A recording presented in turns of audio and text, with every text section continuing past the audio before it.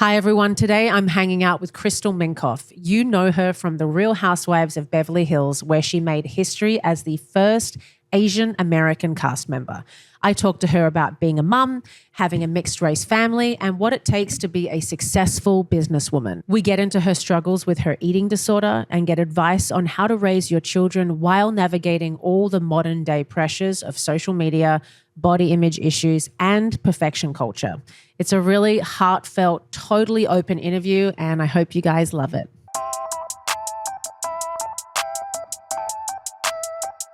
Crystal Minkoff, welcome to the Penthouse. Thank you. It's beautiful in here. Thank you. Yeah, this is actually the first time we are in this penthouse. There's a couple, and I think I prefer this one. I'm love this. Very lucky. I love it here. Yeah, it's so nice. Have you got any RHOBH stories, actually? You've obviously been here because you grew up here. Yeah, I grew up in LA. I've been here for like multiple parties and just all the way from growing up to being here, you know. I'm not like a salacious person, so I don't have crazy stories, but I've seen weird things happen. I saw a lot of weird things happening like when I was in high school and college, I would say. That was like the really crazy era because there was no phones. So people were doing things very publicly that cannot be caught on camera. Yeah, it makes you like grow up very quickly in the city. Yeah. Have you been to Teddy's? Did you go to Teddy's downstairs? I went there. Oh, no, downstairs? Yeah. I've been there, like, it's been a long time. Oh, please. Been a long time for me too. I can't even remember the name. Yeah, it's a long time. Yeah. Also Beach's Madhouse also. Yes. That was my college years. Yeah, I've been there many a times. Well, how's life? How's the kids? How's hubby doing? What's Everyone's new? good. We're like such a like normal family. Every day is sports. You know, I'm on the phone last night with coaches and that's sort of just what we do. And I love it. Yeah, I'm going to go to Europe next week. I just told Rob, so I'm like, take care of the kids. I know, I stick it on him a lot. Take care of the kids? Take care of the kids. He's like, rolls his eyes, like, of course you are. I'm like, yeah, I'm like going to go on a girls trip. Wait, which girls trip? Who's we're going to go to going? Freeze in London. What's Freeze, an art show? Oh, okay. Yeah. I'm not familiar. Okay, so they have one in LA. It's a huge art show. And my girlfriend runs it. And so she says, why don't you guys come next week? I was like, okay. So I told Rob, like, I'm going to go. But his agent's wife is the person. Oh. So he can't say no. Okay, yeah. He's like, I'm like, it's kind of your fault because it's Brooke. He's like, fine, go. True. Is he good with looking after the kids and like holding down the fort? Oh, yeah. Yeah. He's great. But we have Lucy. If you ever watched Housewives, Lucy's kind of like become this sort of, she's a very funny nanny. I did. I loved her. Yeah. She has been with us for 11 years. Wow. So we make sure like when I told her yesterday and then like she'll, you know, move her schedule so when I'm gone, double hands, you know, so the house is always running. Okay. Yeah. Is she like picking up the kids and like drop-offs and doing lunches? Between her and all of it. Everything. Yeah. Her and Rob are like, they handle it all. That's so awesome. Yeah. Well, I mean, you have a really beautiful marriage going. I looked at you on Housewives and I was like, wow, like this is such a nurturing household. Like it was really beautiful to watch amongst all the chaos on that show and what it brings and shows. Yeah. I was like, wow, she's normal. She's the normal one. So you were married in 2007. Yes. Right? Yes. How do you keep it going in Hollywood? I mean, it's funny, you know, we only became sort of Hollywood when I did Housewives. Okay. Even though Rob is a director, he's not like a public figure. Okay. So we never felt that sort of pressure until I did Housewives. Right. And then, but luckily, I mean, we've been married. We just had our 18th wedding and we've been married 22 years. So by the time we did Housewives, we were together for like 15, 16 years. So it wasn't like a time to test us. No. You know, so it wasn't like, oh, we married 3 years and we'll see what happens. And this is a new dynamic. So because we were together for so long and we had already, you know, Rob has been a director his whole career, you know, we were able to manage it, I think, better than most because we were super aware, super cautious. Right. We asked all the questions. We had a lot of conversations at home constantly, you know? And so that behind the scenes. Yeah, behind the scenes. Yeah, of just how to keep it together and make sure to protect our family. But over the years, like prior to that, you know, we're like really good friends. We get along. That's and awesome. We have the same sort of sensibility. And people ask me, like, how do you stay married so long? A lot of this question. And I think you have to have the same values, same lifestyle. Like love Very is true. going to be there, but you lose love sometimes. Like, Absolutely. you know, and I think people are afraid to say that. I say that so absolutely. You Yes, lose love. you do. I mean, I like that. No. But it's true. And I think that the people that deny that, it's like you have to allow that to happen because you will fall back in love and because you have to respect the person. And if you have that and you have, like I said, the same values, he's a great dad, like So you true. keep going back into that. Yeah. And so at the end of the day, like I just like him. That I was just going to say, you have to like the person Yeah, that I just you're like living him. with. He's a good person and he's fun and he's a great dad. And, you know, we wake up at 6 and go to baseball in the morning and we just like to do and we really love our kids. We're like obsessed with our kids. Yeah. So that makes it a lot easier. Yeah. Yeah. But How do you guys find time? Do you know, just to spend together? Do you like to go away on vacation together? Yeah. Is it date night? Is it dinner? We never do date night. I've never implemented that in my life. Okay. Because I feel like to me, I know a lot of people do that. It's like too much pressure. Like if you don't make it, then what does that mean? Yeah. I don't want any of that. Yeah. So sometimes I'll be like, oh, you know what we're doing tonight? Because he wants to know in the morning. He doesn't like, because we go out so much. Yeah. He's like, don't give me the schedule for the week. Like just tell me that morning. I'll just deal with it. So like, you know what I have to do tonight? He's like, oh, what? I'm like, we're home. He's like, oh, it's the best. So like that's date night, really. That's great. But we do travel a lot. Okay. And I've told my friends this from day one, even when we went to Bali when Zoe was 5 months old and alone. And I was like, at least once a year, go away for a significant amount of time. And it's a luxury to do that. How long did you say you were away? 2 weeks. Okay. Yeah. That's a significant time when, you know, the with kids. babies. Yeah. And we did it every year. That's good. And we pick a new country. But now it's been fun because now we bring the kids to a new country every year. So that's been really awesome. Wait, I love that. I want to implement that too. We Yeah. struggle to find time. You know, I've got a 1-year-old, a 2-year-old, and an 8-year-old. So It's hard. I'm really in the thick of it right now and just trying to. You're in the thick of it. You know, he's working away in New York for 2 weeks. I'm home with the 3 kids at night. You know, there's like little things that you have to adjust to and get used to. And we struggle to find the time. And I keep talking about this and it's a constant topic, but it just is what it is. But as long as you love the person and you like that person, it's never going to diminish. No, you know? it won't. And it's, you know, our relationship has changed over the years. And I think you have to also accept that. Yes. You know, for 22 years, I'm a different person. He's a different person. But again, it goes back to lifestyle. It goes back to respect and values. And so as long as you hold on to those, it actually is not that difficult. No. Weirdly. I don't know, but I make it sound so simple, but it's been pretty simple in general for me. That's awesome. I'm so glad to I'm hear lucky. that. Yeah, you are lucky, but not in a way of like, it's all luck. No, I know. Everyone has to work at it. Yeah. But, and I just think I don't want to focus on so much hardship. Like I know I have it good. Yeah. And so I lean into that. And we just try to have a lot of fun. We have our friends over all the time. We try to be the house that's with the open door all the time. Yes. You know, we're a very open family in that way. And we see the positivity that it adds to our kids' lives. So like they're happy, you know, it's just, we're always doing stuff. And, but in terms of the kid thing, like with your little ones, that's a hard age, really hard age. Yeah. So I would like, when Zoe was a baby, we would take Max alone. Okay. Yeah. We've done that with the 8-year-old. Yeah. And I think that's really special. Yeah. And now so he's 13, she's 10. Now, like, so he and I will go skiing together alone. And then Rob will take Zoe away somewhere alone. And so that's kind of a new thing. Like the one-on-one time is special. Yeah. Love that. Love that.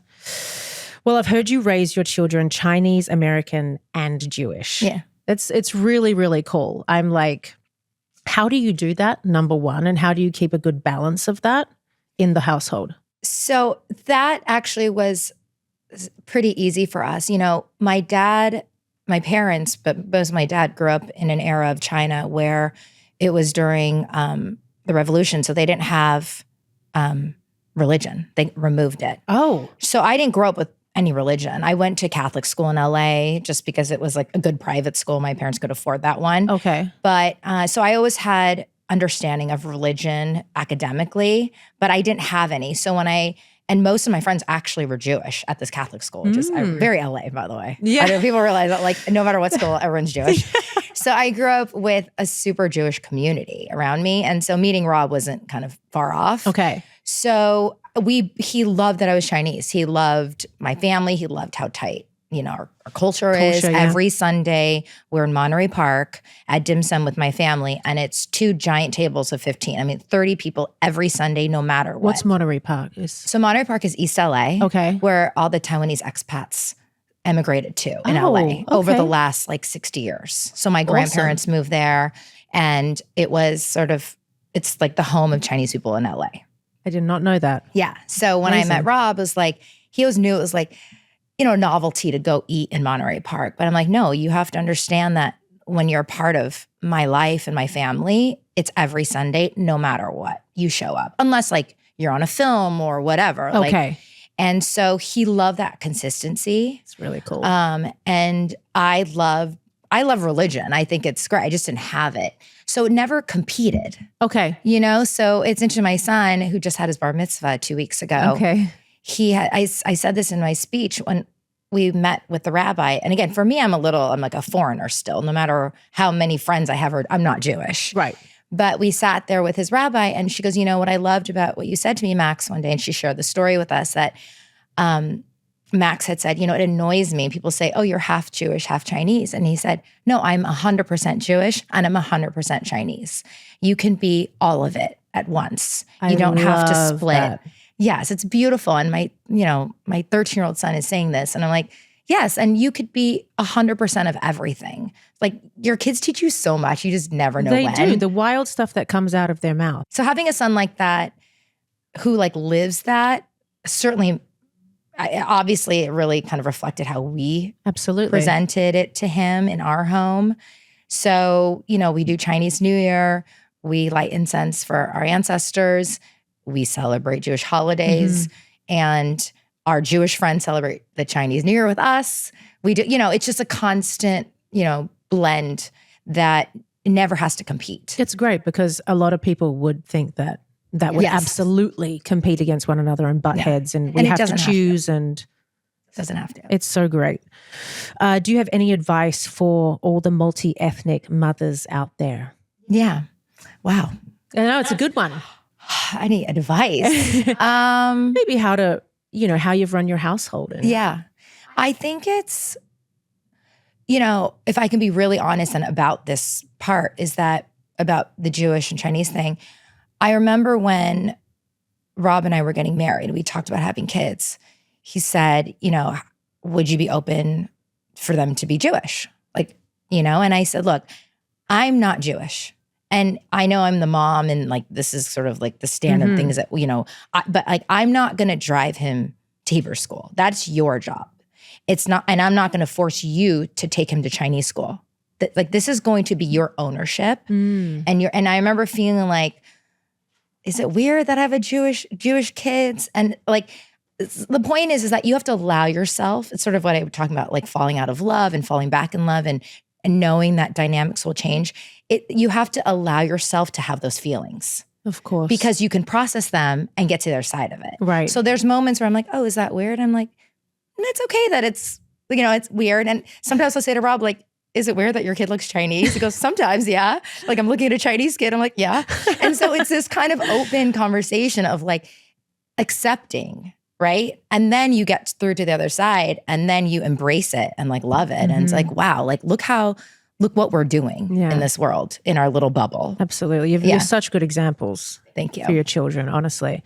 But have you had anybody come up to you or question it, or at the school they're say anything to you? Luckily in LA, it's half of Max's class is Asian Jewish. So it's so it's cool. Very common. And Zoe goes to a different school that I went to, super, multicultural. Okay. Very diverse.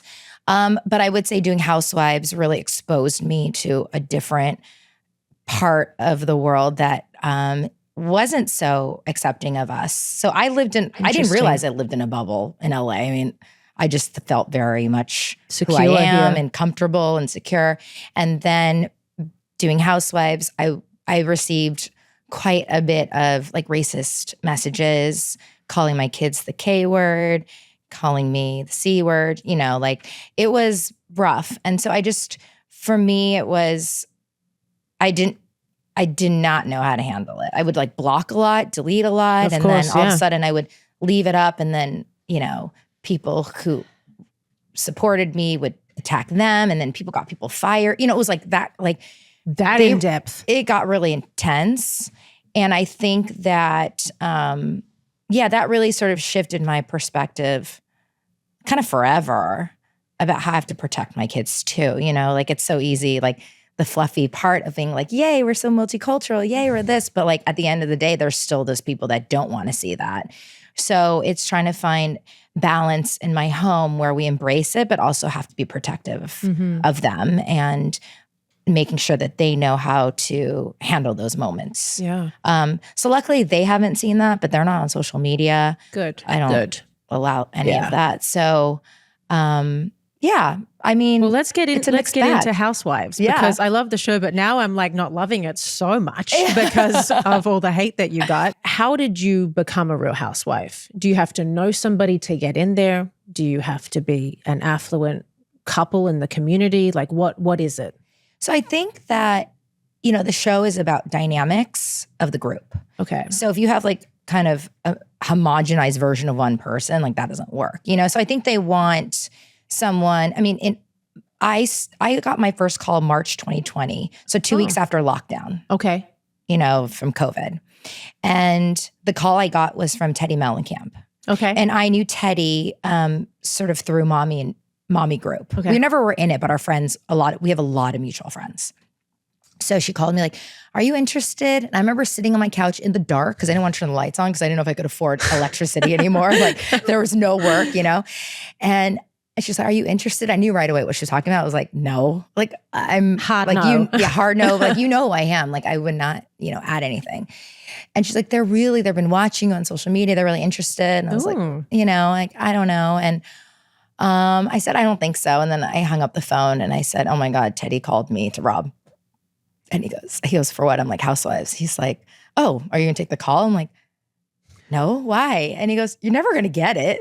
So why not just take the call? You're bored. There's nothing to do. He's like, we're locked down for another 2 weeks. This is when we thought it was a month. Oh my gosh.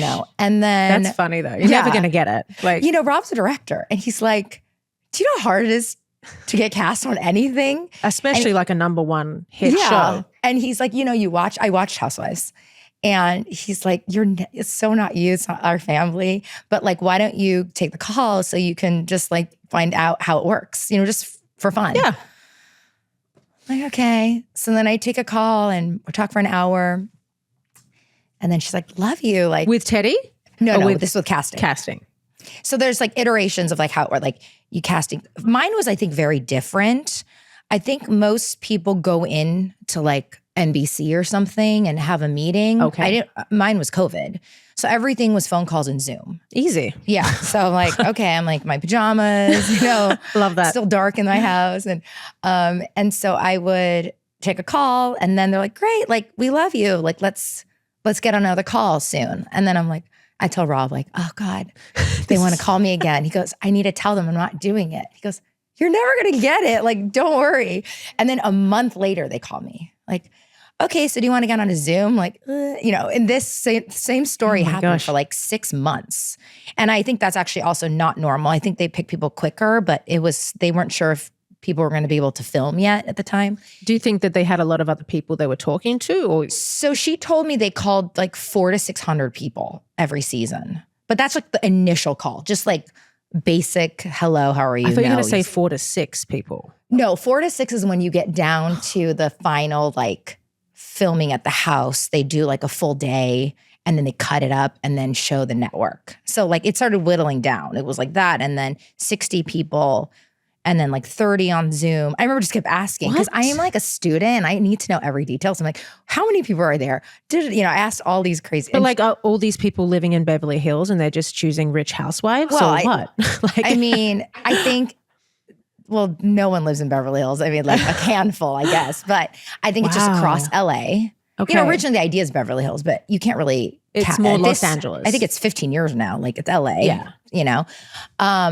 But for us at the time, I remember they wanted to see my house. They want to see everyone's house. I think a bigger house was more important at the time because it was COVID, because you could only film with the cast at homes. This is my theory. Okay. So they wanted a nice space to. They wanted a big space, and they wanted a bigger cast because we couldn't film in public environments. Got you. So we had like 10 people that year that I joined.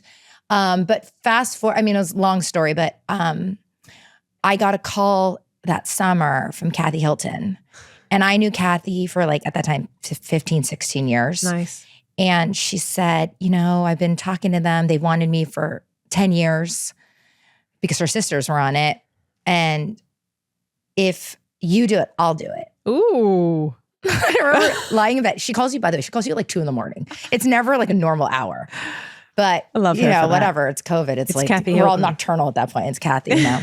So I remember being in bed and I go, Rob, Kathy Hilton's on the phone. She said, if I do it, if she does it, if she does it, I'll do it or whatever.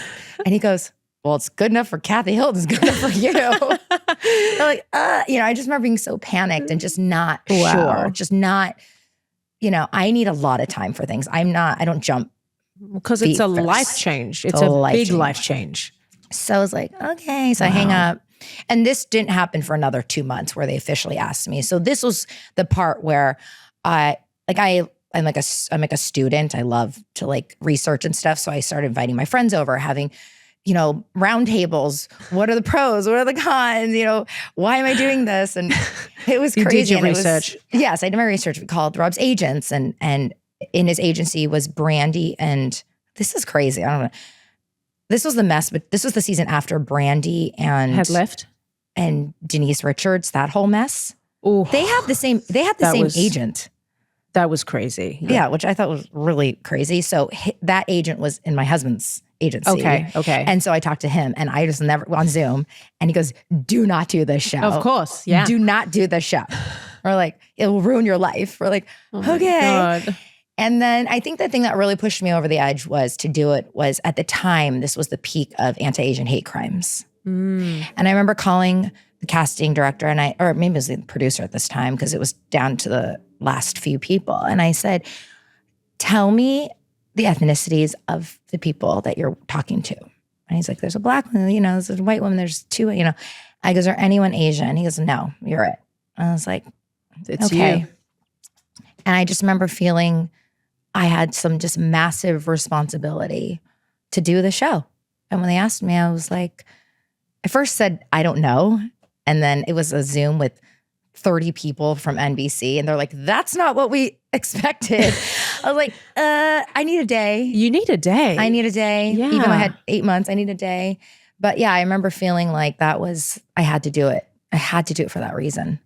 It's a very good reason. And I mean, I know that you advocate for this. And It was a lot. my gosh, I can imagine that it's not a burden being put on you, but it's a huge responsibility at the end of the day. It was a burden. Yeah. But it was a burden I had to take, you know? Yeah. I felt like I'm glad you was- took it Thank because, you. you know, you've done a lot of great work, and Thank I you. loved seeing you on there. Thank you. Truly. So tell me though, what was it really like? No, actually, first of all, take me through the day at the house. The first day where you said that they have to film and cut it all up, and Oh, yeah. what were they filming? What was it like? So I think mine was very specific to COVID. So you couldn't have like all your friends. So they did massive testing on like we tested every single day, by the way, every day for COVID. It was brutal. Wow. But that when they would do like a scene with me and Rob, let's talk about the kids, like Zooming in kindergarten. I mean, it was so boring. And then they had my best friend come who's a Kundalini yoga instructor. So we did like a Kundalini session and did sort of like breath work. I was like, this is crazy. I mean, I do that, but it was like weird to film it. Yeah. And then another scene, I don't even remember what it was. And so whatever that looked like, they cut it up. And I think that's what they presented. All the and they best did that bits. across, they to the network. Okay. But my very first shoot date was, so I think I started shooting within 2 weeks. And then it was with Lisa Rinna and Kyle. They came over. And And is this the first time you meeting them? yes. Oh my Lord. Yeah, they come in and it's like, I'm just on a TV show. It was That's very nerve-wracking. Yeah, it was really, Welcome really to weird. my house, and Yes, nice yes. to meet you. So I think they always have to, the audience accepts that you just, and back to your original question, I don't think you necessarily have to know someone. They do ask every year for you to give them a list of people that you think that would be great for the show because they do want it to be a real friend group. Right.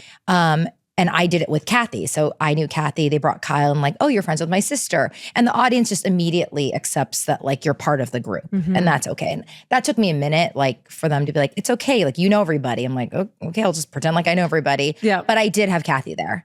So, but I think they scour LA. They do casting calls. They do a lot of different versions. At the end of the day, I think generally they want someone that knows at least one person, you know, because coming in totally cold, I think is challenging. Be very challenging. Yeah. Yeah. But Kathy and I both came in cold. So we were both like a little bit of deer in headlights. Me more than her. Yeah, because she has a sister there. Yeah. And she's been a public figure. I've just never done this in my life. Right. But yeah, the first day was weird. And then the second shoot day was the all cast. And we're standing there and it was like a huge crew, lights everywhere, cameras. And I would stand there because I'm used to being with my husband in the back. And they literally put their hand on my back. They're like, you have to be in the scene. Like, go in. You're on that side. And I'm like, oh my God. And everyone was wearing everyone looked like lollipops, like different bright colored dresses. And I just wear like a little black dress. And like, everyone just looks. But I love that though, because you stood out like that. You know? I guess. You I don't know. I did. just in a like, good why, way. Yeah, but I'm like, why is everyone dressed like this in someone's house in COVID? I just thought it was so bizarre. But you learn, you know, you take your, you know. Yeah. But they would be very helpful. The girls were like, you should put some makeup on. You should, you know, dress a little brighter. That's so I was like, oh, okay. funny. So they were like they were helpful. I'm remembering now. So I had a few casting calls in the last like 3 months recently. Yeah. Just, you know, randomly, can we interview you for, you know, NBC in general, whatever. I'm like, sure, okay, you know. It was kind of like for the Valley, but then they were like, maybe you'd be better as a housewife. I nearly dropped dead. I'm like, there is no way that this is going to be. Really? They were like, if I can do it, you could do it. No, they were like, okay, anybody. show me your house. I literally had to go like this with my camera and like show them what my house looked like. Wait, that's so funny. I know. I was like, wait, how much money do I need to have in the bank to do this show? Like, no, you know what? I actually don't think, I mean, if you look at the other, I think Beverly Hills is a little different. Yeah. You know, because each franchise has its own tone. Okay. You know, so like I think Beverly Hills definitely is more about luxury and all that stuff like that. But no, I don't think you have to. I mean, everyone has, and I'll tell you, they had this huge crane in my backyard just because they wanted to do the exterior shots just to have. And Rob's looking and like, wow, this is, you know, sometimes I don't even use a crane, you know. And when we watch the show, there's this, you know, we see the crane shot and they're like pulling me from the house. He goes, our house looks enormous. It did. Yeah. It did. I mean, we have a big house, but it's not in real life that big. And he's like, man, they really make us look like, and I remember feeling uncomfortable because you don't want to have to like live up to what that looks like. Yeah. Because we're proud of what we have. We're like we have authentically what we have, but I don't want to act like we have more than we have. That's been a big thing. Like we try to downplay it because seeing that shot made us freak out a little bit because it's like, okay, people think we have like this estate and we don't. And it was really weird. That's what I wouldn't want to do either. Like I would not want them to say you have to bring in all your jewels and wear your best, you know, Gucci shoes. They don't? Okay. They want, but like if everyone else is. To. Yes, because like I said, when I did it in the beginning and, you know, the girls, they're putting on a show too. Like, and I say that in the most positive way. So you want to give the audience what they want, which is glamour, diamonds, Hermes, the whole life, the whole thing. So you're going to bring out everything, you know? And so it becomes, so once you reach that sort of level, the problem is, and you have to like, once you start acting like normal again, then it's like, oh, are they having financial problems or whatever? Oh, like, I couldn't handle that. No, I'm like, I just like Old Navy. Like, what do you want? Like, that's what I wear every day. I wear Kirkland. But you can't, that's the balance that you're trying to figure out. I actually think, JJ, you were with me when this was happening. And Well, it's the same production company, right? Yeah. And I like ran to my closet. I was like, what have I got? How much have I got in here? You know? And you just start to like. And I don't have that much. I've got some nice handbags and shoes and stuff like that, but I haven't got like a wall of handbags like Dorit has. Do you know what I mean? And that's when I was like, oh no, I can't possibly be a part of this. You know? Well, when I saw that, I was very intentional. I said, you're not allowed to film in my closet. Like, I don't want you to see what I have. I feel like for theft reasons and security. Yeah. Yeah. I mean, we were all targets. And I actually did have a home invasion last year. They hit 4 of us at the same week last year. Yeah. But I always had people in my house. I never leave my house empty. So they thought we were not home and they sort of ran into my friends. So they stepped into the house, but they ran out. Oh my gosh. But some of the other girls weren't so lucky. I mean, it was public. I think Teddy, they broke her window, took everything. Are you talking about just Real Housewives? Yeah. Our show just last year. Yeah. Yeah. After Dorit's whole thing? After Dorit's. Oh my gosh. Yeah. So even after I didn't allow them to film, they still tried to come in, but and you can't like sign that. That's not a contractual thing. Like they don't allow that because like, what if something's really severely happening in your closet? We need to chase you in there. I'm like, okay, well, just like, I'm like, don't run into the closet. Yeah. Don't run into my kids' rooms. I never want to film my kids' rooms. Just stuff like that. So that's all the stuff that you have to do yourself, like protect yourself. I also feel like Rob was, funnily enough, like really comfortable on camera. Is that because of his job? He was just so easy breezy. He's a ham. Yeah. He was great. How was it with like allowing the kids? Like, did you have like certain times, like you have an hour with them, or what was that like? So with Rob, I almost had to like control him because behind closed doors, he's like gossiping about everybody. And I'm like, you're going to make us look crazy. And so now in hindsight, I wish I just let him do it because it's like charming and funny. And actually I think our opinions are probably what most people also agree with and they think, probably. But I just wanted to make sure, like, cause he didn't watch a show and he didn't really understand the show. So, he understands making a show, but he doesn't understand reality. So I just said like on Housewives, the husbands that insert themselves too much, it's like bad news. When they come into the girls' conversations. No, you don't do that. Yeah. And husbands do that every day at home, but on the show, it looks very different. Well, it looks like you don't have balls yourself. Yes. It looks like I need my mouthpiece back here to speak for me, which would piss me off. So I said, whatever gossip you have, you can do it later. But sometimes he'd slip them in and I would like stare at him with daggers. And then I remember one time the producers were in the kitchen and we were filming a dining room and they're like, make Rob a housewife. Because he was just exposing everything. I'm like, oh my God. In terms of the kids, it was COVID. So they were home. Okay. So it was actually easy to film them once they started going back to school. Did they have a limit though on filming? When you're that age, when they're that small, they don't want to film that much. Oh, okay. It's more for context that you're like a mom with young kids. I think if they're part of storyline when they're like more like teenagers, then I think that they have like different rules. But with Max and Zoe, I mean, I think they were 4 and 6. Do they get paid? No. Kids? No. Rob, nobody. No. They're so like, they sign waivers. Gotcha. That's it. They're just sort of background. But it's all part of the deal that you have to make. But luckily with their age, they just wanted to show like me doing homework with them or me throwing a baseball with them. It was, but they knew I would never make them a storyline, even if there was something going on with them. For but sure. In our situation, it was very low key with the kids. Easy. Good. Yeah. So what is it really like filming though? As in, is there some fake parts about it? Are there lots of setups? Is it genuinely, I know they would like set up a vacation for you guys, right? Or something like that. But like the dinners and you have to meet Garcelle for this hour. Yes. Yeah. That's how it works. Okay. But it's not fake in that like, that's always the number one question. Is it scripted? No, there's absolutely no script. It's really like not a word is scripted. So it's not like, let's sit down and talk about baseball right now. No. I mean, the thing is when you walk in, you know what you're supposed to talk about. Oh. Because they're not going to air me talking about baseball, like unless that's what I'm talking about the whole season. It doesn't make sense. Okay. And I think when you really break down building a television show, you have 8 to 10 women. It's once a week for 40 minutes. You're only on air actually like 6 minutes. So you think about like what your part is. So true. And it's not going to be baseball. So, but you sort of know what you're heading into. You know who's fighting. We have to talk about that. With me more, I'm sure they had to guide me more in that like, I didn't want to gossip about people. I didn't want to do that. So they're like, Crystal, we know you have opinions. Say it. We've heard you back there having opinions.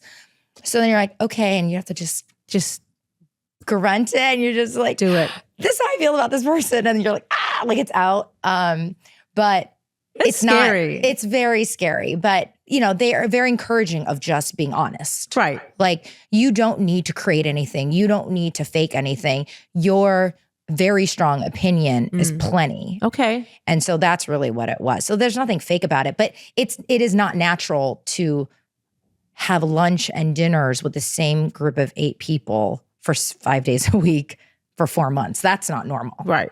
Like in any world. Totally. But so that part is but you're filming a television show. So and they want all the juiciest best stuff. Yeah. But you kind of know. So like if they're saying, oh, you're going to meet with Garcelle, I know that Garcelle and I have to talk about what happened last night. Okay. So it's like, I would be did you so see Peta nervous doing, like going that's in. what, it's crazy. I would feel sick going into those conversations. I know, but you know what? Now that I wish I didn't take it so seriously. Like I do think about that in hindsight. Okay. I was so stressed about it. I was so scared of it all. And now I'm like, I wish I just like was really myself and just said, you're ridiculous. Yeah. But I didn't want to say that at the time. I was worried about what people thought about me. I was worried about what the girls thought about me. I was too worried. And now I'm just like, oh, my opinion, so long as I feel convicted in it, it shouldn't matter. Right. It shouldn't It's have your opinion. so much backlash, you know? And even if it did, I can hold on to that, which is fine. So that was really on me. Like I really think about all the mistakes I made. And it was mostly, if not all, just not saying how I really felt. Okay. Well, that's a good reflection. I mean, these are all life lessons. Everything is a lesson, you know? And I think about it as a tiny chapter in my life, but yeah, but it was also one of one. the biggest. Yeah, it was a huge one. But it's actually affected my life now. Like I used to be such a people pleaser. So I would kind of tell you what you needed to hear and I would tell this person what they didn't hear. And sometimes it wasn't congruent. And it wasn't done with malice. It was just like, I want to take care of you. I want to take care of you.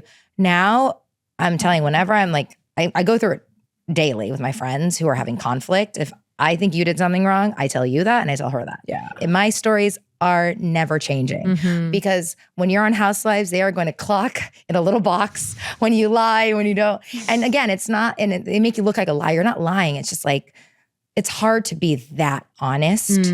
And the show sort of forces that out of you. And that's been an incredible like blessing and trait that I've taken on. And I pass it to my kids. Like, say how you feel, be super honest, and say the same thing. If you're going to say it to that person, you better be able to say it when they're in front of you, you know, behind their back. It's so true. I couldn't do that in my younger days. I struggled with that growing up in high school and stuff like that. I had my core group of friends, but I always wanted to keep people happy. Yeah. I never wanted to be, you know, in amongst all the chaos. I would be more the mediator. Yeah. And just like, I was the nice one to still sugarcoat things for people. Correct. Yeah.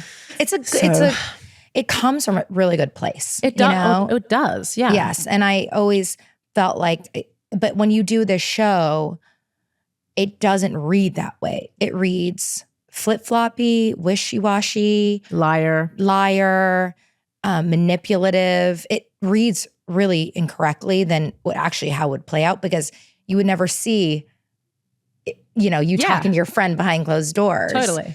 So yeah, so I just think my friends have said to me like, wow, you're so much like tougher now. Like they say that. Great. Yeah. Sometimes it's not so, they're like, you're a little harsh sometimes now. Like I know, but I need to back up. This is what I need to do now. Like I feel much better. I sleep much better at night knowing it's awesome that what I said behind her back is what I would say to her face. Yeah. Good lesson. Yeah. Did you feel pressure to represent Asian Americans on the show? Yes. We just kind of said that before, but what was that like going into it, knowing that you're signing the agreement, being the first Asian American woman? It was a lot, it's such a huge population in LA. And so it was kind of weird after 10 years that they never had someone Asian on Beverly Hills. It is weird. Yeah, it was weird, but it was time. And I remember for my first season, there was so much, first when they announced me, there's a lot of positive, articles, of course. You're not going to be like negative about that. And then the hate started coming. And I think the most painful hate was from other Asian women. Why were they doing that? I thought the community would be looking up to you. A lot did. Okay. I don't know. I can't say majority. I can't say half. I have no idea. But I did see a lot of positivity. But the negative was, she doesn't represent me. That's not how I would act. Or, she's terrible Asian representation or terrible Chinese representation. That's so harsh. And I was so upset. And I would tell Rob, and he'd be like, you cannot represent an entire ethnicity. No. That is not your job. You represent Crystal, who happens to be Chinese, who happens to have a Jewish husband, who happens to live in LA. All those things, Chinese parents, you can only represent one person. You cannot take that pressure on. And so it helped, but it still hurts because I want to do right by my sisters, and of course. I want them to be proud of me and I want them to feel like I represent them well.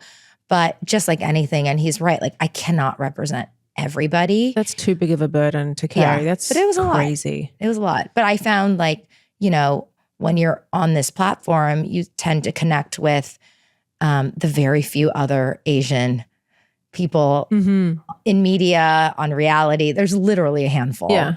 And having those relationships were really helpful. And we really helped build each other up, protect each other. That's awesome. Yeah. Did you feel like there was any racism on the show with the girls, with the women? No, I think there's just a lot of unconscious bias. And I think that the I don't see color comment. Yeah. I know you've hashed this out and been through that, but it's so funny. And I don't know whether I can comment on this or not, but I grew up in a family where my mom and my parents taught me, obviously, color doesn't matter. Yeah. Eye shape doesn't matter.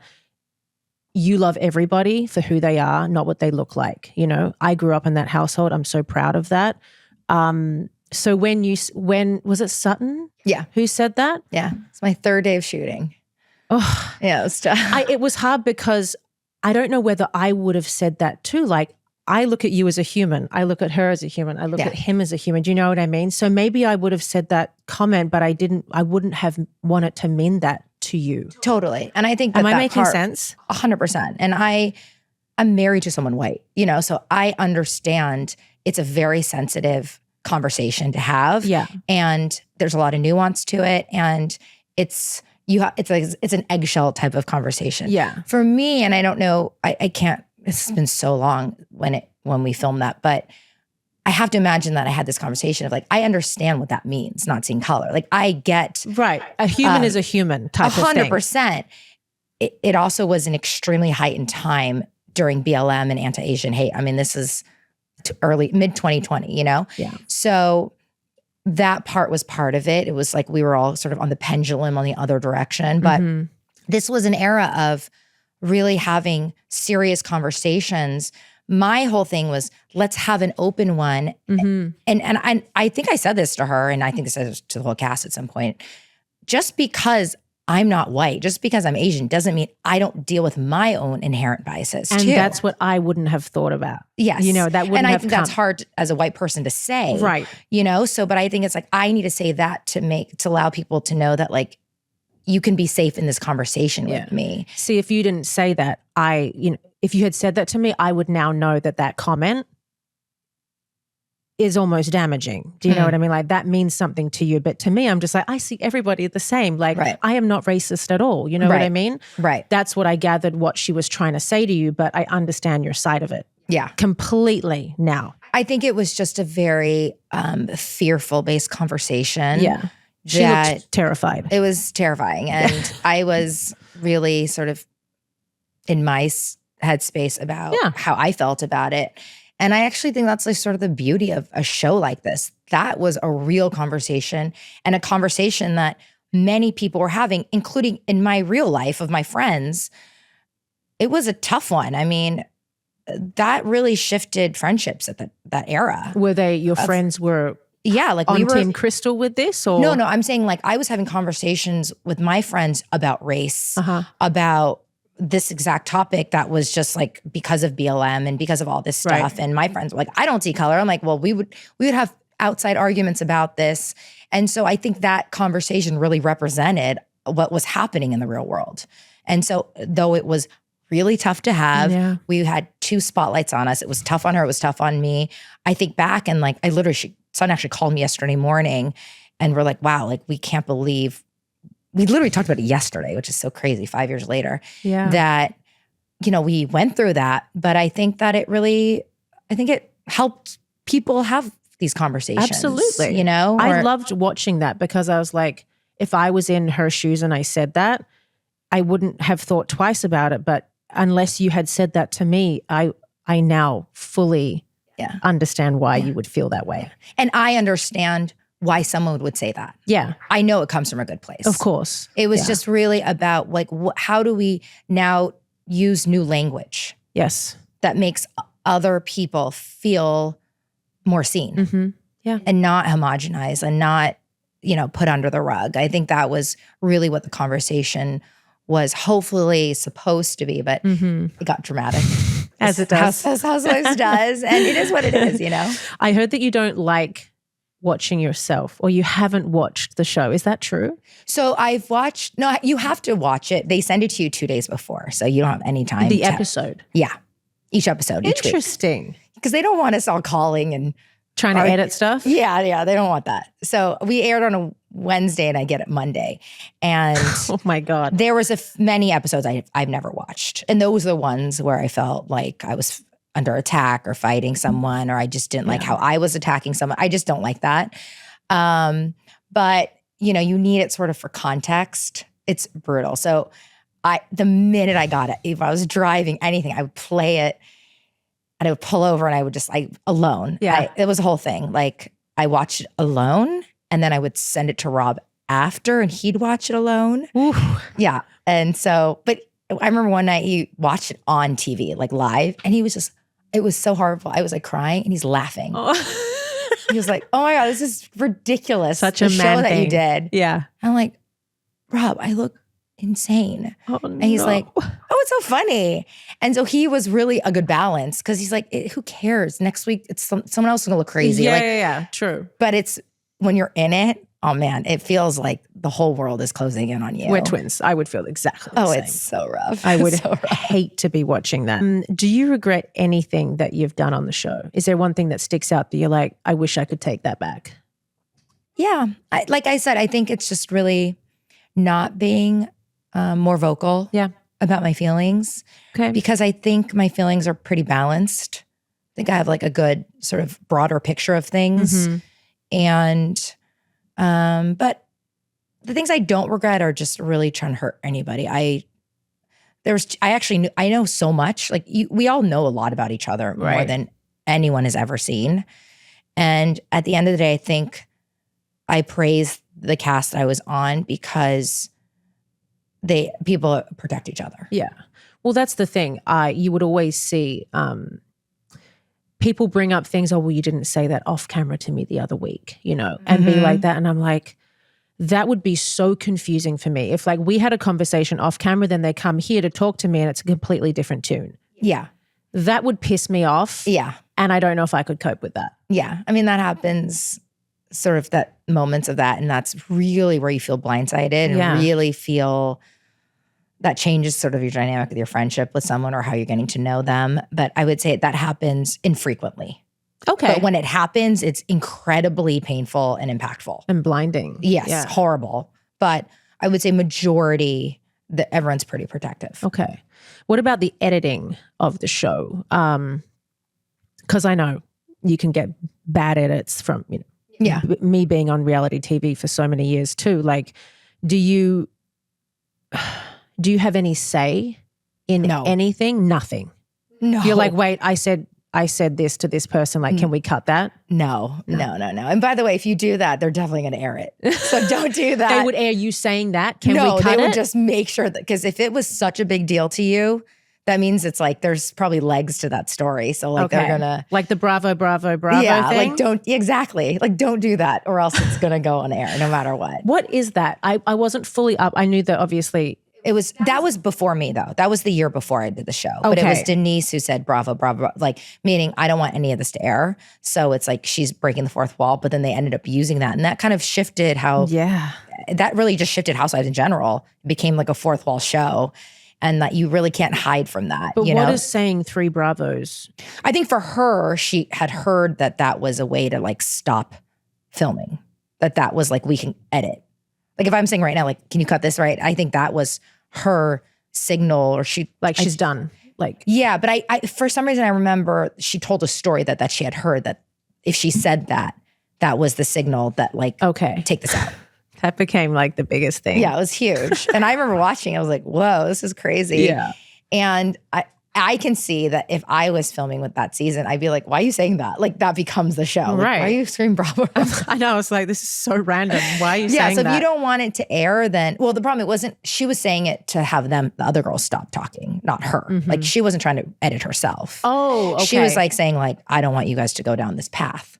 But that's the thing, like you don't control that. No. You know, you don't have the say. You don't have the say. Did your relationships with the women sort of change when you stopped filming? Yeah, I mean, in between seasons, I mean. Oh. Like, or did you stay close? Yeah, like if you felt like you were friends with someone on the show, like I would see them a couple times a year. But the thing is that it never, even though you film, like it's 14 weeks, you still have to do the interviews like every 10 days. And then you're doing press. And then they make you do like, you know, People's Choice Awards and all these events. Okay. So you're kind of always there. With them. Yeah. So it's like, while they're all lovely in their own right, I've been with you every day in, day out for the last 4 months. Like, I don't want to see you anymore until next year. Interesting. Because I want to see my friends, like, that I've neglected. And my children, like, I haven't seen. Yeah. Like, that's a group of women that I film with. But, like, I also have, like, all my other friends that, like done anything with the last, like, they've all gone on vacations. Right. They're doing classes with the kids. Like, I haven't done any of it. So I remember, like, I literally would see all my friends, like, the night I wrap. Like, wow, let's have dinner. Like, I miss you all. Like, what is the latest? Because their lives are still going on. Yeah. And, you know, this is a very kind of isolating experience. So, so no, it doesn't change. You just don't see them as much because, like, why would you? Like, well, I thought that you guys were really good friends and you guys were actually, like, you know, but some are really friendly. Yeah. Like some, like Dorit and Kyle would go on vacation together. And, like, you know, so I would, like, my first year I was with Kyle, we were all in Aspen together and a bunch of us. Like, nice. So yeah, it happens. But, like, it's so much that you need a break. But, like, I don't know if you do tell, like, it's like Dancing with the Stars, right? Like, you're all in. Yeah. Yeah. You don't want to hang out with everybody every day after. Like, you need a break. Yeah. We for sure need breaks. Yeah. So who were you closest to when you were filming? So ironically, like, Sutton and I were just the enemies, and then we became friends on the show. I got closer with Garcelle at the end. That's right. Okay. Kyle I was always, like, you know, fine with, you know. Kathy and I are still really close friends. Okay. It was always, like, in and out. You know, but a lot of those girls were super close. I mean, they were on the show for like 8-9 years together. Long time. So just like any friend group, to be sort of the new kid, it's hard. Of course. And I'm not someone that needs to be heard.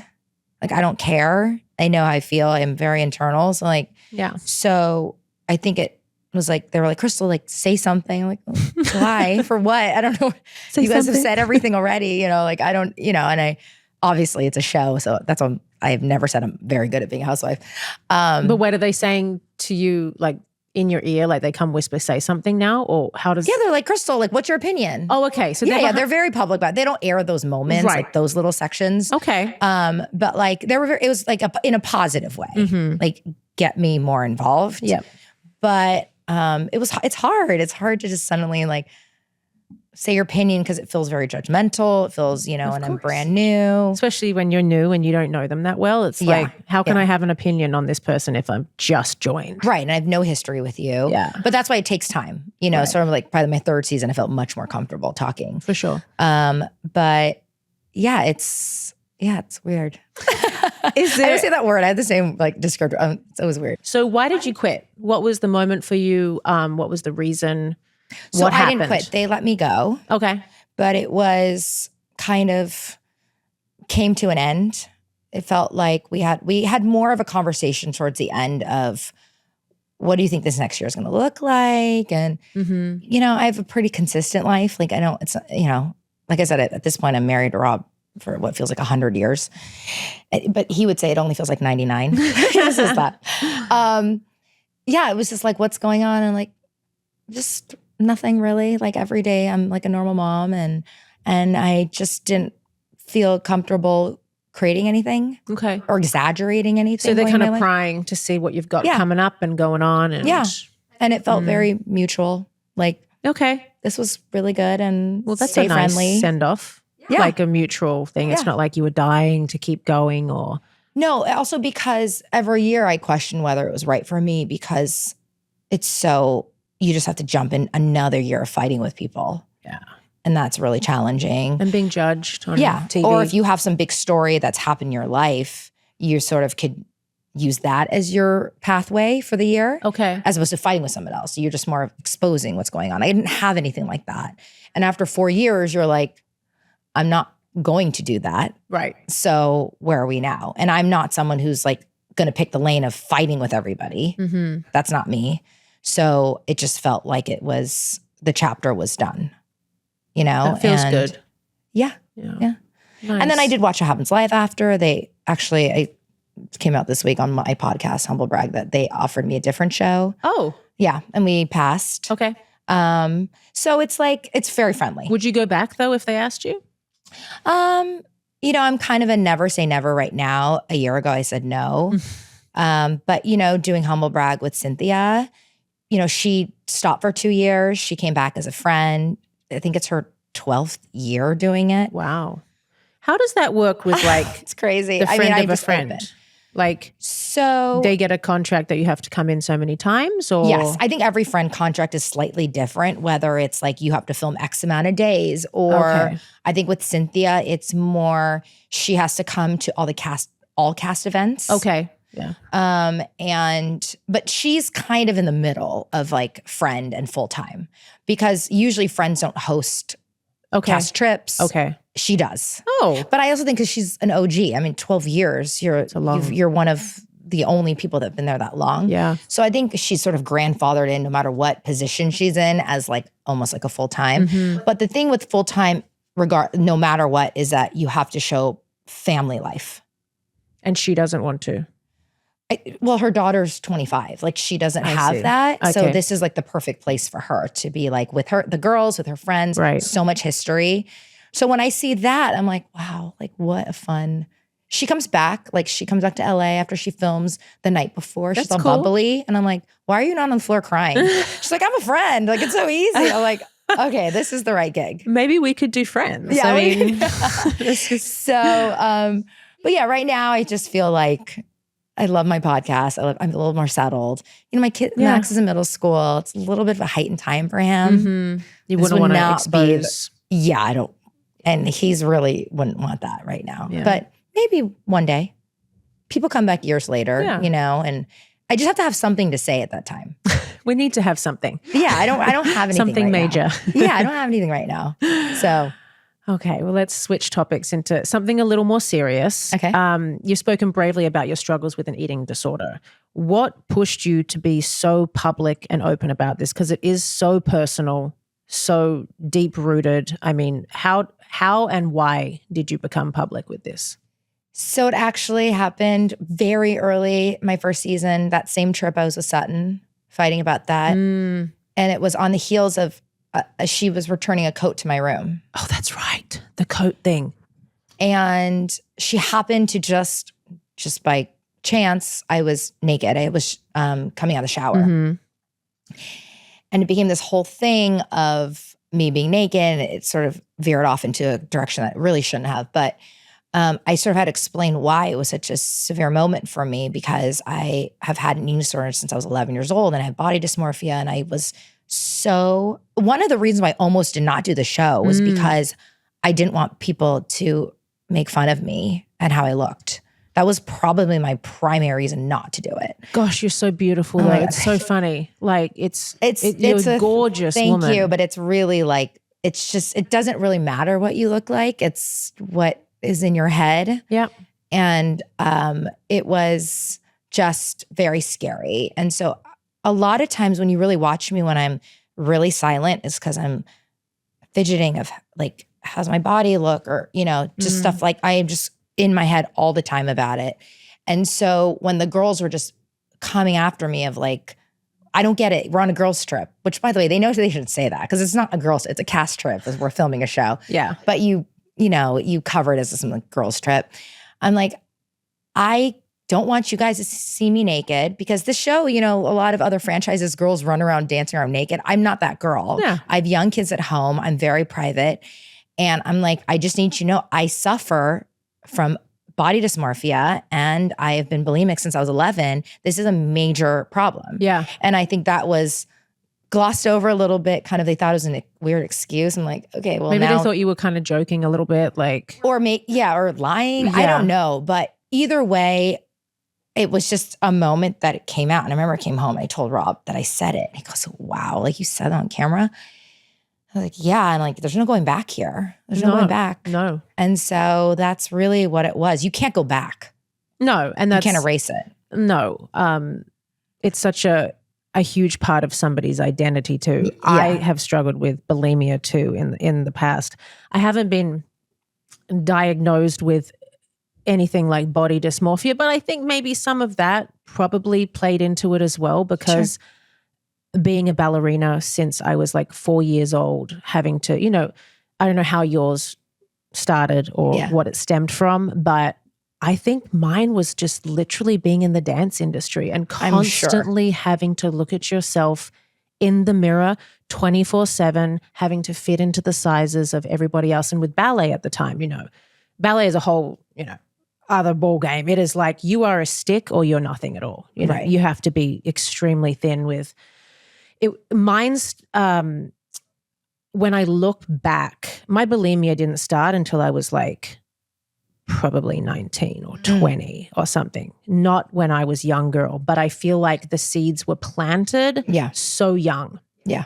In the ballet industry, they would like look at the ratio of your legs to your torso and how long your neck is. And, I would overhear these conversations and I remember thinking to myself when I was 10 years old, like, oh, why aren't my legs long enough? Like, you're really objectified in that position. Very much so. I mean, they're talking about your body parts. Like they're not a part of you. Yeah. And, that's normal in that industry. And I think I had blocked out all of that to where I didn't realize it until I was full-blown bulimic and just like wondering what the fuck happened with my life. Do you know what I mean? But there's things like I would come back from, a 2-week like spring break or whatever. This is in Australia. And my Russian ballet teacher would be like, oh, Peta, I see that little belly there. Okay, we got to suck that in. I know you'll get it off in 2 weeks. And that was when I was 10 years old. Wow. Like it's a lot. I forget about this stuff. When you tell me the story, it's so I told you about my girlfriend, my best friend who's a Kundalini instructor. She was in the Australian Ballet Company. Oh, wow. Okay. That's big. So ABC is huge. Yeah. Yeah. So when you talk about Australian ballet, she was my person that I talked to every day filming, like going through this experience because she already knew, she's always known that I had this eating disorder and checking in on me, like, how's it going with the show? And I remember when I talked about it, a lot of the audience is like, this is not healthy for her, but honestly, it helped me. Absolutely. The show. Just, first of all, I remember Erica asked me point blank on camera, so this is public, like, do you throw up with us? Around us? I go, no. And she's like, okay. And it wasn't like mean. It was just like questioning, like wondering. It's like, no. She's like, I said, no, because I have a mic on. and they like were shocked I was so honest. I was like, yeah, like I'm not going to do it with a microphone on. Right. So I'm good. So it weirdly protected me filming. So I just never, it was so you really kind of had to just bite the bullet and just deal with how I was feeling about food in my body. And yeah, it was a really weird experience. It was like, so while it wasn't, and I would say that like the audience were never really cruel about my looks. Like they never really attacked me about that. Yeah. So that, and then also these moments where I wasn't allowed to, go through that. Like it actually really helped me and helped in my recovery today because I stopped really doing it for years. Wow. Yeah. So it was actually really weirdly helpful. I mean, the show was helpful then. Yeah. There's a lot of blessings that came out of it. But I would say that was outside of sort of the Asian conversation about being the only one, my eating disorder was it was huge to talk about it. And I've tried to message literally the thousands of people that have DM'd me that just to like, I can't have a full conversation with everybody. It was so many people. Of course. But I would get messages like, I've never told someone in 30 years that I'm bulimic. I'm like, whoa. And I would just respond like, these are resources. I try to respond to every single person because they don't have anyone to talk to. And I have a whole support group in my life. But I mean, so many people struggle. So many people. And it's such a shameful thing to talk about. Yeah. I hated the lying aspect of it for me. Like when it felt shameful because I would have to lie all the time. And that's all the time. Yeah. And that, I think it was for probably 5 years or something that I struggled. And,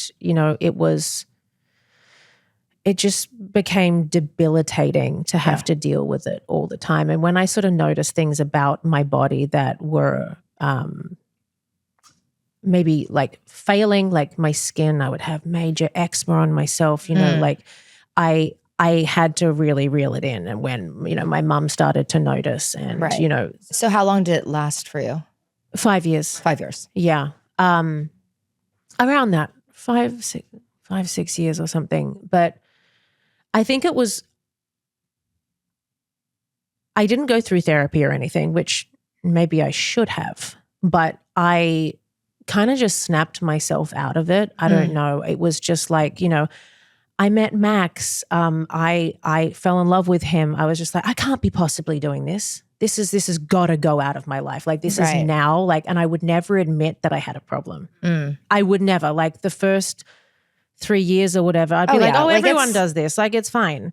And it wouldn't be every day either. Right. Mine was not like a crazy, crazy thing. It becomes very normal. Yes. It would be it's just like a habit that you like do, if you're full, if I feel too full, if I've overeaten and I feel terrible in my outfit, like that's what I would do. You get rid of it. Yeah.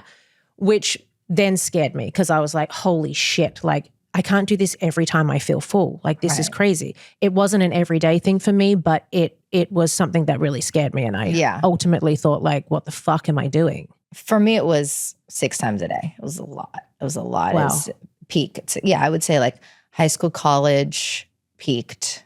5-6 times a day. Wow. I started my first time I was 11. So I'm very hyper aware of my children right now because Zoe's 10, Max is 13. I'm like, and they're, she's a gymnast 16 hours a week. Wow. Do you talk to her about this stuff? I talk about her. Yeah. Sometimes she's like, oh, I need to get in shape. My coach is this. And I'm like, I can't, I'm not going to tell the coach. Like, I feel like there is a world where that's a part of the conversation when you're an athlete. But in our home, it's like, you look great, you're healthy, you're strong, but I do my best. I'm sure I'm not perfect, but I do not want them to live like I've lived my whole life, like with this. No. I've had a very charmed life. This is my one thing that's been such a struggle. How did it start?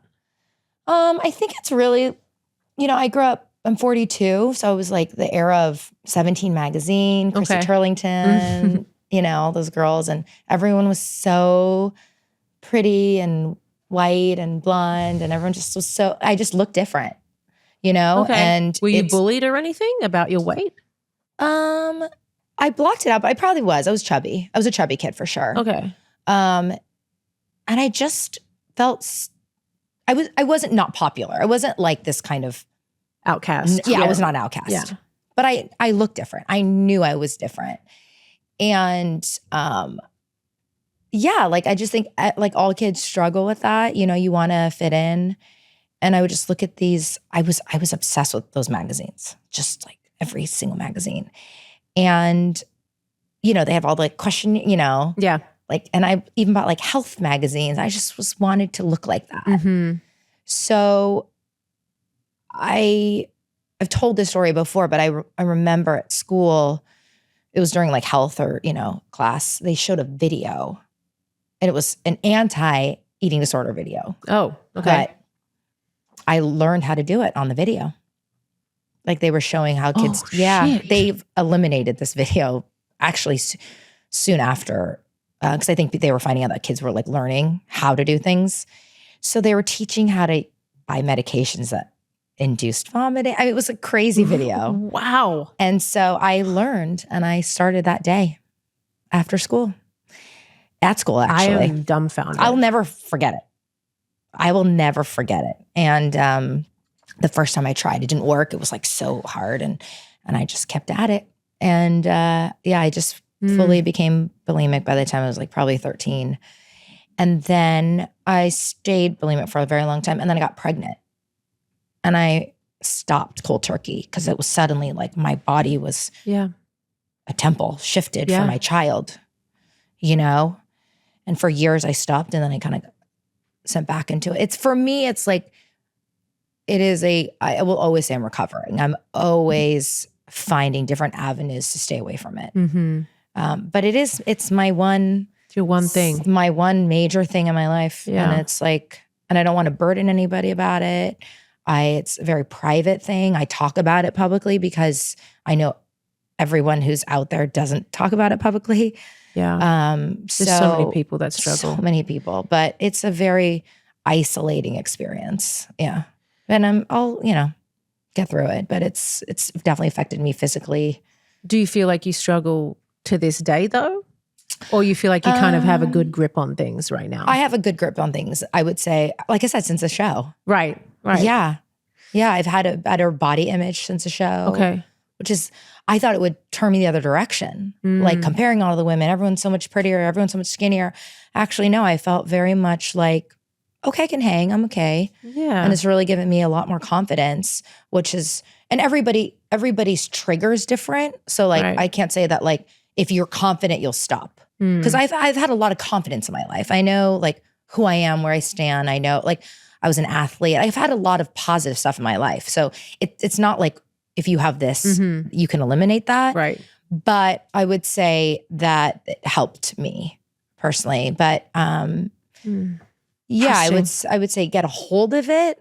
Yeah, I've found ways to not allow it to not to hit the trigger point. Yes. And for me, my trigger point was overeating. Me too. I know that's really simple, but it sounds simple, but it's not. And when I learned to listen to my body and like, oh no, I am actually full. Then I'm 100%. Like, Peta, stop now, you know? Yes, because if you take one more bite, you're going to finish all the plates on the table. Correct. That's me. Yeah. 100%. Yeah. It's funny. My son, Shah, he's 8, came to me, you know, maybe a couple weeks ago and he's like, I'm chubby. And he was like holding his stomach and like pulling it. And I had a outer body thing. I was like, don't use that word and you're not chubby. And I was like, what are you talking about? You know, I was getting kind of like, not heated at him, but it really jolted my memory. I was like, wait a second, why are you talking about this at 8 years old? Right. Mom, am I fat? Yeah. I was like. It starts around 8. Holy shit. I wasn't prepared. So I'm curious because when you say you're not chubby, I've been saying, I love your belly. But I don't know which ones, like I actually want to like talk to someone. Like what is the right thing What is the right thing? Because I Yeah. still don't know because our intention, again, it's kind of goes back to all these things, right? Like our intention is exactly the same. But like what is the right path? And at this, I still don't know. So I'm like, well, I love it. Like I love your body. Yeah. Do I say you're not? Is also I want to say like, no, you're like because other people who are I guess fuller figured I don't also want for him to say, oh, that person's chubby. Right. Because he did that too. Right. But also, like if you are bigger, then like, not to say that negatively. It's right, such because that's fine too. Correct. It's such a hard. I know. I don't know what is right. And every day I'm trying to figure it out. Because inevitably our children will say that. Yeah. Because they can say the opposite. I'm fat. too skinny. Yeah. I'm fat. I'm ugly. I have short, everything. They're so, it's all innocent, but they're all going to go through it. And it's like, what is the right way to make them feel accepted, correct, and also put them on a path that's like positive, right? And healthy for them. I almost now, he's maybe said it 3 times, and he's also somebody that would just like do things to like, get a reaction out of me. But now I'm just like, oh, stop it. You look great, baby. Like I also try to focus on like the food and the nutrition and stuff like that, healthy eating, because that was one positive that I do feel like, I got out of my childhood as well, that positive of like, we would have bi-weekly meetings with, the ballet teachers and all the parents of like how to feed your children nutritious meals. Don't give them the chocolate bar, give them this oatmeal bar instead. Like we would have those big things when we were so young. So I learned what was good and what wasn't and how sugar is bad for you and all that stuff. So I really appreciate that side of my childhood, but it also led to, I guess, an addiction and obsession with food. Right. Absolutely. But again, with Shy, I'm trying to be like, we're not going to eat ice cream every night. Yeah. Why can't we, Mum? Because it's full. Not good for you. It's not good for you. It's full of sugar. We want to take care of our body. Our body's a temple, all that stuff. But it's hard. It's so hard. It's so exhausting too. It is. Yeah. It's exhausting. Yeah. Teaching your children, also having to be authentic to like, I eat ice cream every day. Yeah. I love ice cream. And I'm like, you can't eat ice cream every day. So then I go to McDonald's in the corner and I eat, with an ice cream. I swear to God, it's so bad. But yeah, so trying to find balance in that is not easy. Yeah. Did you ever do therapy or? Yeah. I've done tons of therapy. Okay. Yeah. And you found a great group of people? Yeah, I mean, I'm not currently in therapy, but I did something called the Hoffman process. Oh, what's that? Which is like a week-long, I did a Napa Valley. It's sort of a program. It's not just for eating disorders, for like kind of self-help and self-discovery and really trying to find the triggers of your life that stem from your childhood. You try to like dive into those moments. Okay. And so I did that in my 20s. Nice. And you felt that was helpful? Massive help, yeah. Because it doesn't fix all your problems. Obviously, I still dealt with my stuff, but it has given me tools to be able to talk about it in a way that someone else can understand. If I need to express what's going on, it's allowed me to sort of helps me, assess and reassess. That's like kind of my style. Like I think back on things. I try not to regret things. I just like, how do I learn from them? Yeah. So I think therapy is good in that way for tools, but I'm not like, Rob loves therapy. Rob would live. Really? Oh God. It's like, God, he needs to make money Rob's an animator. He feels it all. He's a director. He's just like, he's from North. I just laugh. I'm like, he's like, I am such a stereotyper, but like, he's like a hippie Northern California guy. Yeah. I'm telling you, every time I'm like, if we're in an argument, it's like, let's go to therapy. I'm like, leave me alone. Like, I'm not going to therapy with you. You're so annoying. You see, my husband's the complete opposite. Most, I think men are like that, but he is like. He's like, what? You want to go, you want to talk it out? Like, let's talk it out in therapy. What are they going to say? What tools are they going to give? Oh no, Rob is. We haven't been to therapy, let's go get tools. Let's talk. He loves it all. I mean, I'm telling you, like 10% of like he has to make 10% more money just to like go see. He wants to sit in there just chat all day long. So, oh my God. But I know I'm lucky. I think that's actually why we're still married, because I'm with someone who wants to talk things out. That's really cool. And I'm the one who's like, shut up. Communication is key, though. Yeah. If we let something fester for too long, it's the worst for us. One of us will break, as in like, yeah, of course. We'll do the footsies in the bed or something, and then I'll roll over. Oh, you're like soft. Yeah, one of us will. Oh, that's cute. It won't be like. No, I'm more like. Yeah. I finally got, got blood. Yeah. No, we flip and flop with being the soft ones, but I'm very good at apologizing when I know I'm wrong too. Like I will own up to my mistakes. I'm never the one to be like, I did nothing wrong. Like you have nothing to be, shitty about. I'm always just. Do you apologize first? We're both pretty good at it, I would say. Like, but I feel like we need to chat it out before the apology comes. It's not like I'm sorry, can we start again? Or out of nowhere. It's like, hey, let's just, what did you mean by that? Because usually it's a miscommunication. Usually it's like, oh, I heard it like this. Like you sounded like you were yelling at me, you know, and that's healthy. You know what I mean? And then it's like, look, I'm sorry, I love you, but whatever, you know, and we just go back to everyday life. No, that's very healthy. I do not apologize first. I'm like, I'm just really like, I don't. You know, so Rob will come in like, I'm really sorry that, you know, I overreacted. And I'm like, and keep going. Like, I'm like a punisher. Yeah. And like, let him go. And he's like, I really want to talk to you. I'm like, And then once every 100 times, I'll be like, I'm sorry too. Oh my God. Yeah, I'm very, it's difficult to get an apology from me. You have a silent apology. Yes. Yeah. But when you get it from me, he enjoys. I mean, it's like, wow. Like the world has imploded because it's so rare. Because I'm definitely tough sometimes. Like I'm aware of it. There's usually one or the other is, you know. He's the nicer one. Yeah. Oh my God, that's so funny. Okay, let's talk business. Tell me about Real Coco. Yeah. I want to know everything, how it started, how it's going, why you started it. So it started with my brother, my best friend, that I went to high school with. Okay. They were in China and wanted to like start a food company together. And coconut, and at the time, plant-based drinks were sort of on the rise. Okay. So soy milk was very popular, which is not really much anymore. No, it's not. Almond milk was on its rise, almost peaking. Okay. And we knew that it was going like this was not a fad. And so Brian actually is the one who had access to these farms, these coconut farms. And he's like, why don't we get in the coconut business? Where are they?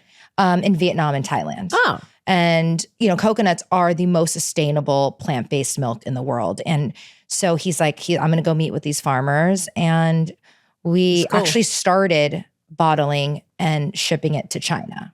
Okay. And we just had a Chinese market for a couple of years. Like it was. And it's just, your company is just coconut milk or? Coconut water. Coconut at the time. water. Okay. Yeah. So we were just doing coconut water. It's expanded into other product lines now. Okay. But mainly water and milk. And then because coconut was still it was still so quiet in the US. It just wasn't here yet. But in Asia, coconut is everywhere, you know? And what year was this? This is now 15 years ago. Oh my God, that long? Yeah, it's a long time ago. You've had this for a while. A long time ago, yeah. Wow. And then the opportunity came to partner with a distribution company here in the US. And we were in Costco within a year. It's very quick. Amazing. And yeah, it's expanded. What have you got going on now? Like what products? What? So we have coconut milk, coconut water. We do flavored waters. Okay. We did a chip line for a while, coconut chips, which I love. But cool. It's just a harder thing to make. Okay. But by volume, coconut water is like your big one. Yeah, it's big.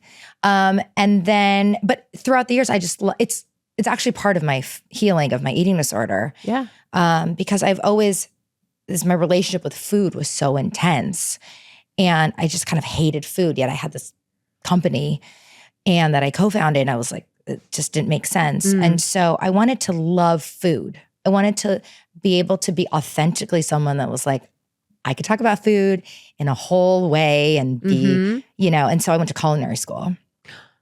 So you're a chef? Yeah. So I went to French culinary school. Wow. And when I was like 26. Okay. And I just started watching Food Network with Rob. We just loved it. And what a crazy thing. Like you dealt with the eating disorder and I dealt threw with yourself into a food industry and became a professional chef. Yeah, it just was part of my healing. Yeah, I went head in. I was like, because I remember always trying these diets to avoid food. Yeah. Right? Yeah, we all did. I need grilled chicken and broccoli. It's like I hated it so much. I was like, what if I really learned how to make whole food, cook it and enjoy it and put it in my body and feel happy about it. Yes. And want it to stay and feel good. And And so, and we were living in Santa Monica. So it was like farmer's market every day. It was just like a different lifestyle. And Yeah, I went to culinary school. And so it really helped Wow. me understand sort of the business in a bigger way. And so Real Coco's been going on for 15 years and it's really kind of just running itself now. And Wow, good And business. so I've been working on other food products, but I've never talked about it publicly, but I am launching a cookware line very soon. What? Yeah, I know people really, the thing is I filmed a lot on the show, but they didn't air it, which is fine. It is what it is. But I filmed a lot of my food stuff and developing other food brands. Okay. Yeah. So wait, so we're coming out with like a chic cookware line and cookware line. Yeah. Very affordable. Okay. I'm the queen of like, you don't need to spend a lot of money to look great and cook great. I love that. So are we thinking coming out. Target, Costco? What are we thinking? I think I'm going to go direct to market first. Okay. But, I have relationships with all my retailers. Right. So we'll see if that, comes to that. So Congratulations. Thank you. Yeah. It's really exciting. And it's really been kind of a dream come true that someone in my position, and that's why I'm so grateful for Housewives because I was just like a girl that dealt with an eating disorder that went to culinary school. Like you can't really just launch a product that way. And like this kind of product. And so I'm very excited. It's we're dropping very soon. So I haven't even like started promoting it, but oh, I can't wait to see. Yeah. And I have like so many. So it's going to be affordable though. It's not going to be like very high-end crazy. No. Okay. Very affordable, super chic, Love. beautiful color. Yeah. Okay. Can't wait. And I've thought about doing some sort of restaurants in the Asian food space. Oh, please open one here. Yeah, I'm thinking about it near you. Valley is where it's at. Valley is the shit. Yeah. So, I think people sort of knew me starting cooking and like doing my dumplings. So we're heading into that space. Oh, so fun. Yeah. So there's a lot like on the verge. Yeah. I'm very vague about it because I don't have a date yet, but it's like in the next quarter. Close. Amazing. Yeah. Wow.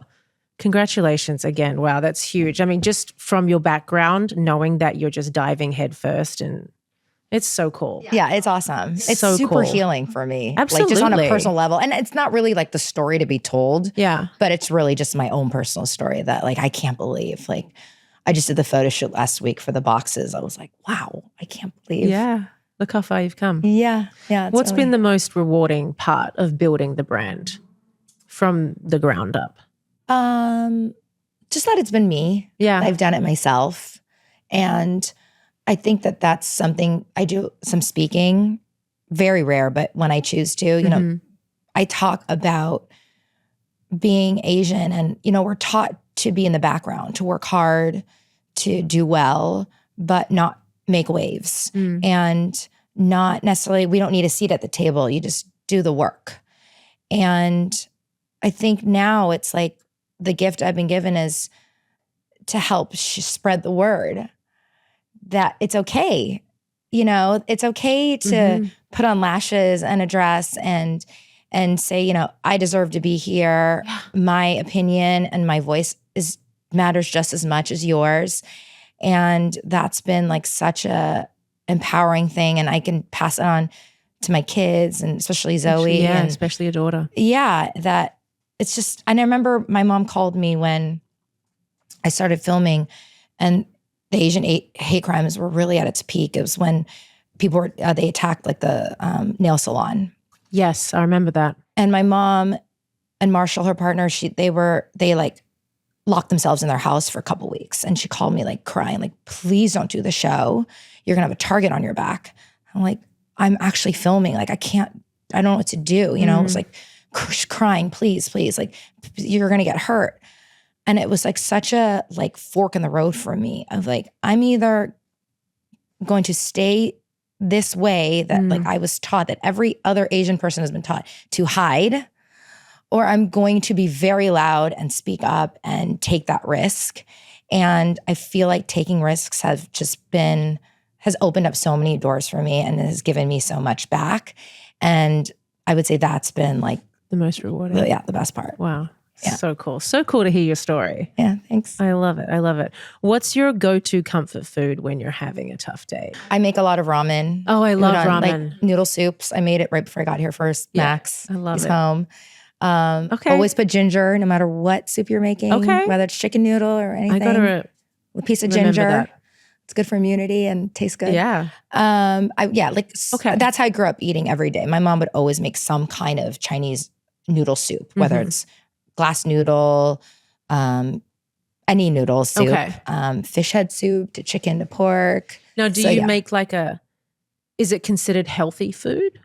Yeah, I mean, I think so. For Chinese culture, food is really about yin and yang. You've heard this term, balance, hot and cold. So there's foods that are warming, that like ginger is a warming thing, even though it's cold. Essentially, I guess Asians believe that it warms your body. Right. So there's foods that are cooling, which generally you don't want to have, but like especially when you're pregnant, or breastfeeding. Must have warming food. So like every morning I would have, when I was breastfeeding, it's sort of like a fermented rice, which I loved. It was like kind of sweet. And so it's warmth brings warm blood. So it's really— My acupuncturist would always say that too. Yes. Always socks on the feet. Never let your feet be cold. No cold. Like you can't go to sleep with like wet hair.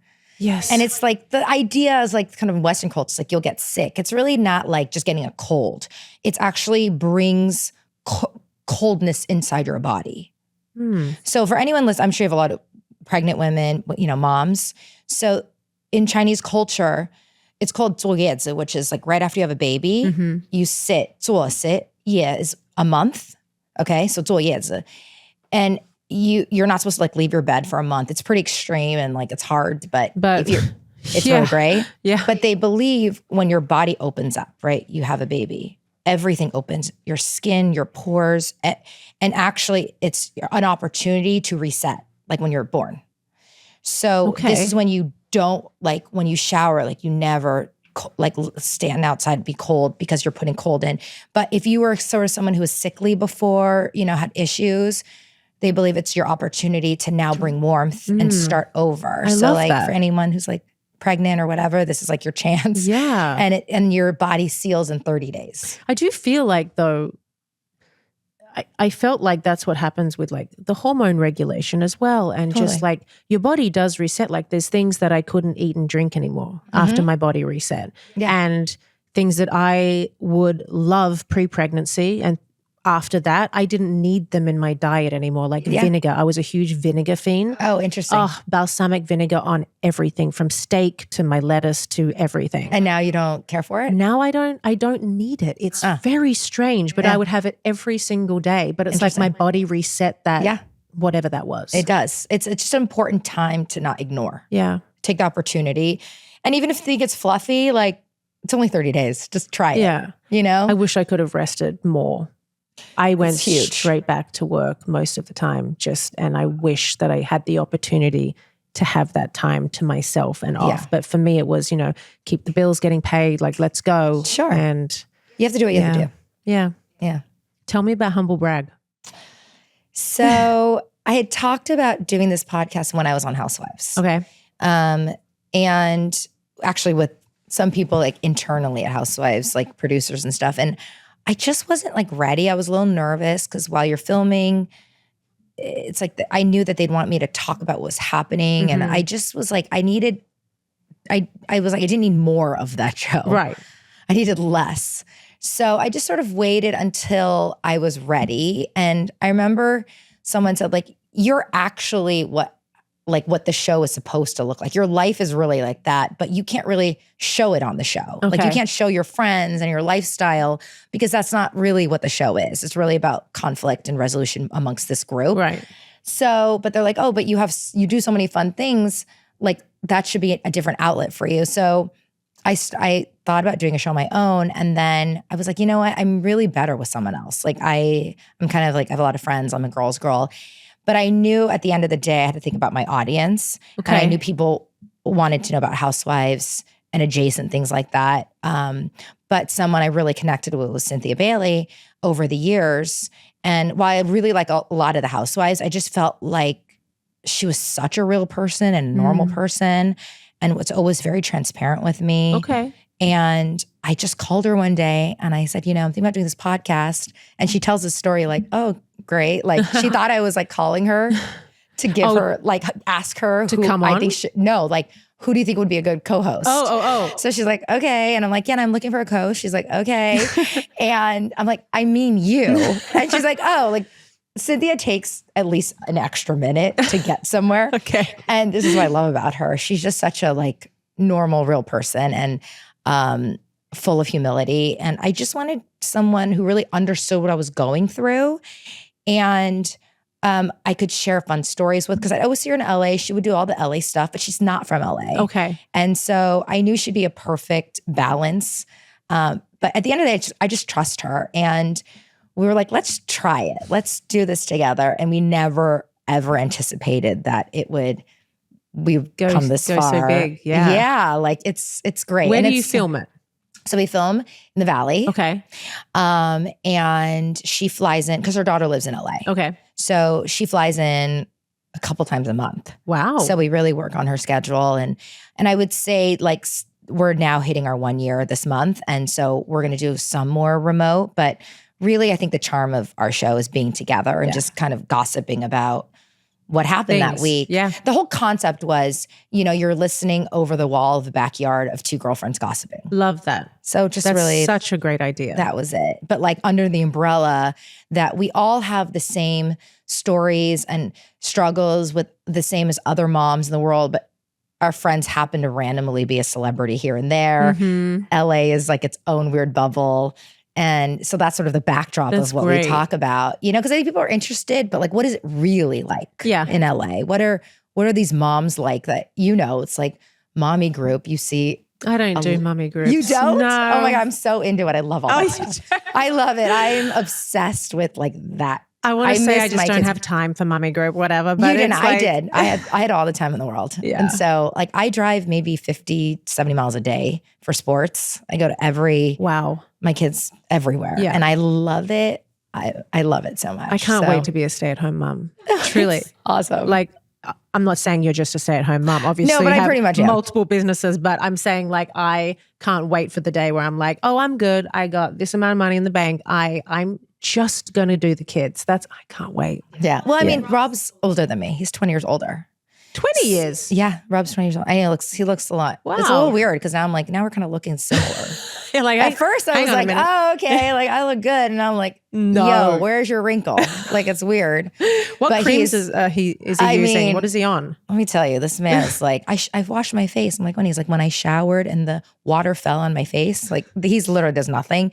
He thinks it's all a scam. And I'm like, it's actually not. Because like I've never done Botox. I've never done anything. So I'm really into like preventative stuff. Wow. No, I don't do anything.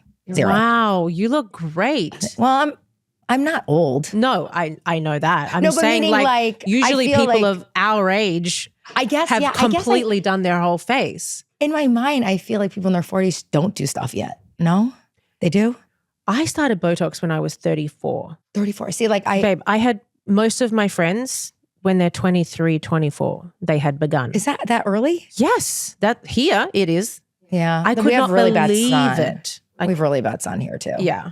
Yeah. No, I was shocked when they're like, oh yeah, I'm just going to get my Botox. I'm like. But as Asian people, like wrinkles is not a problem. Ours is like melasma. So I have to fight that hard. It's not wrinkles. We have, to us, it's melasma is wrinkles. Okay. But so we have our own problems, trust me. It's just a different one. But yeah, with Rob, he's 20 years older. I was lucky because he was like, I have the career done. I want the family now. Yeah. So I caught him in an era of like, he's not building his life. He was just like, I am ready. He's good. You chill, you're home, you're doing this. I love so that. with the business, he's like, yeah, if you want to do that. He's always just like, yeah, that's kind of fun. Like whatever you want to do. We didn't think Real Coco would be what it was. Like ever. We always say it was lightning in a bottle. I don't even know if we could ever do that again. Like, I don't think if we built that brand today, it would ever do what it's done. But I was saying, I feel lucky in life. I feel like I've gotten to do things at the right time in my life. I've never had to do something too early or too late. Yeah. That like the universe gave me that gift. Beautiful. Love that. But yeah, I think as Rob's older, it's like, I didn't have to grind it out with him. Mm-hmm. I'm You still know? grinding a little bit. Yeah. We'll get there. I'm like, girl, I think you got it pretty good, right? Oh, Like, you're I'm very blessed. Yeah. You know, I hate that word blessed, but there you are. It's I'm a real grateful word. for everything, but I still have to work. Yeah. Do you know what I mean? Like Yeah. we're not at that stage yet. No, I have to work. Yeah. Yeah. LA's gotten really expensive. It's I so think true. 20 years ago, I'd have been like, I don't think I have to work. Now Rob's like, shit. Got to keep grinding. Yeah. One of these days I'll be sipping coffee and just, you know, chilling right. the whole day, but That's right. not yet. Not yet, but it's still fun. I love it. It's still, I honestly think about that day when that comes. I will still want to do something, you know. Yeah. I will not be going to work every single day, clocking in my hours. Like, you know, I have a beauty brand that I run too. So that's like what I do day to day, plus all my, you know, other little things. But I think I will always have to do something little on the side, whether it's investing or whatever, or I don't know, renovating a house just down the street. I don't know what it would be, but like something. Yeah. You know? My mom didn't work. She was stay at home and it was great. I just loved having her around. So but I love working. Yeah. I love it. So I also love being home with my kids. So I'm trying to find that balance of, you know, when they're in school, I grind and you know, and then after I'm done like recording Humble Brag, I have to finish so I can pick her up at the bus, you know? And so so she never misses a beat anymore. During Housewives is hard. Yeah. Because you film at night all the time. They sure. really missed me at that time. So now I feel like I'm in the right space again. That's awesome. Nice. That's a perfect way to end this, actually. Yeah. I love that you're in the right space. Thank you so much for coming. I'm so glad we had this conversation. I love chatting with you, and it's so lovely to meet you. Honestly, Thank you. You're a vision. You're so stunning. You're so sweet. And I really love this. Thank you. Thank you. Thank you for having me. You're an awesome host. Oh, good. Yeah. Thank This is you. going to have a lot of legs. This is a great show. Thanks so much, baby. Yeah. Thank you.